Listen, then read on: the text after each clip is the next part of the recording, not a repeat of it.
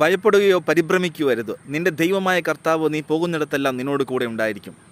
പ്രിയ സുഹൃത്തെ, ഇപ്പോൾ നീ ഏതെങ്കിലും ചില വിഷയങ്ങളാൽ എനിക്കിനി ജീവിക്കേണ്ട, ഞങ്ങൾ ആത്മഹത്യ ചെയ്യാൻ പോവുകയാണ് എന്നൊക്കെ ചിന്തിച്ചുകൊണ്ട് മനസ്സ് നിരാശപ്പെട്ടുകൊണ്ട് ജീവിക്കുകയാണോ? എങ്കിൽ ഒരു കാര്യം ഓർക്കുക, ജീവൻ എടുക്കുവാനോ ജീവൻ നഷ്ടപ്പെടുത്തുവാനോ നിനക്ക് അധികാരമില്ല. കാരണം നിന്നെ സൃഷ്ടിച്ച ദൈവത്തിന് നിന്നെക്കുറിച്ച് പദ്ധതിയുണ്ട്. ഇപ്പോൾ നീ കടന്നു പോകുന്ന നീറുന്ന വിഷയങ്ങൾ അതിൻ്റെ നന്മയ്ക്കായിട്ട് ദൈവം മാറ്റും. അതെന്തുമായി, കടബാധ്യതകളായിക്കോട്ടെ, രോഗങ്ങളായിക്കോട്ടെ, ഇതിൽ നിന്ന് ദൈവം നിന്നെ കരകയറ്റും. അതുകൊണ്ട് നിനക്ക് നിൻ്റെ വീട്ടിൽ നിൽക്കാനാവില്ലെങ്കിൽ മറ്റൊരു സ്ഥലത്തേക്ക് പോവുക. ഒരിക്കലും ആത്മഹത്യയെക്കുറിച്ച് ചിന്തിക്കരുത്.